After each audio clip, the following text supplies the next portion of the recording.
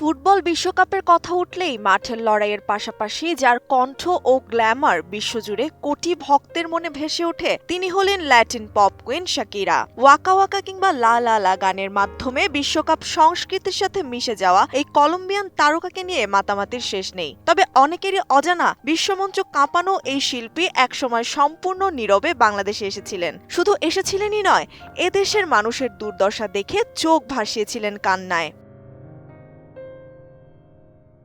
সময়টা ছিল ২০০৭ সাল। প্রলয়ঙ্করী ঘূর্ণিঝড় সিডরের আঘাতে তখন লণ্ডভণ্ড বাংলাদেশের উপকূলীয় অঞ্চল। ঠিক সেই সময়ে বিপন্ন মানুষের পাশে দাঁড়াতে জাতিসংঘের শিশু তহবিল বা ইউনিসেফের বৈশ্বিক শুভেচ্ছাদূত হিসেবে ৩ দিনের আকস্মিক সফরে বাংলাদেশে আসেন শাকিরা। তবে সফরের বিষয়টি ছিল প্রচারের আড়ালে, কারণ তিনি প্রচার প্রচারণার চেয়ে মানুষের বাস্তব জীবন জানতে বেশি আগ্রহী ছিলেন। ঢাকায় পৌঁছানোর পর তিনি খুব বেশি সময় না কাটিয়ে দ্রুত ছুটে যান বিধ্বস্ত দক্ষিণাঞ্চলের মানুষের কাছে।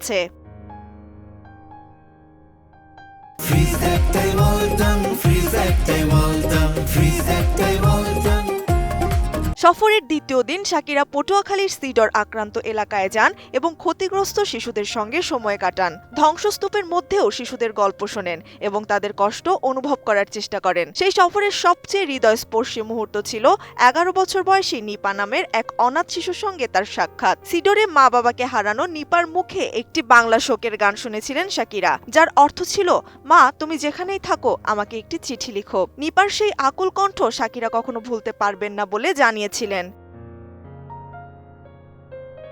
সিডরের ভয়াবহতা কাছ থেকে দেখে শাকিরা গভীরভাবে মর্মাহত হন। পুরো একটি গ্রাম নিশ্চিহ্ন হয়ে যাওয়ার দৃশ্য এবং সন্তানদের হারানো মায়েদের মুখ তাকে বিধ্বস্ত করে দিয়েছিল। তবে দুর্যোগ ও শোকের মাঝেও আধা ধ্বংসপ্রাপ্ত একটি স্কুলে শিশুদের খেলাধুলা ও তাদের ডাক্তার নার্স হওয়ার স্বপ্ন দেখার বিষয়টি তাকে খানিকটা স্বস্তি দিয়েছিল।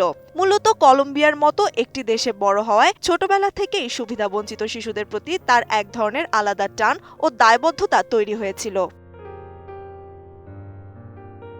পটুয়াখালী ছাড়াও শাকিরা রাজশাহীতে ইউনিসেফের একটি পথশিশু পুনর্বাসন প্রকল্প পরিদর্শন করেন। বাংলাদেশ সফর শেষে তিনি আন্তর্জাতিক সম্প্রদায়ের প্রতি আহ্বান জানিয়ে বলেছিলেন, বাংলাদেশের মানুষের প্রতি আরও বেশি মনোযোগ ও বিশ্ববাসীর সম্মিলিত সহায়তা প্রয়োজন। আজ বিশ্বকাপের উন্মাদনার মধ্যে যখন শাকিরার পারফরম্যান্স নিয়ে তুমুল আলোচনা, তখন অনেকেই হয়তো জানেন না যে প্রায় ২ দশক আগে এই শাকিরাই বাংলাদেশের প্রত্যন্ত অঞ্চলে এসে বিপন্ন শিশুদের বুকে টেনে নিয়েছিলেন।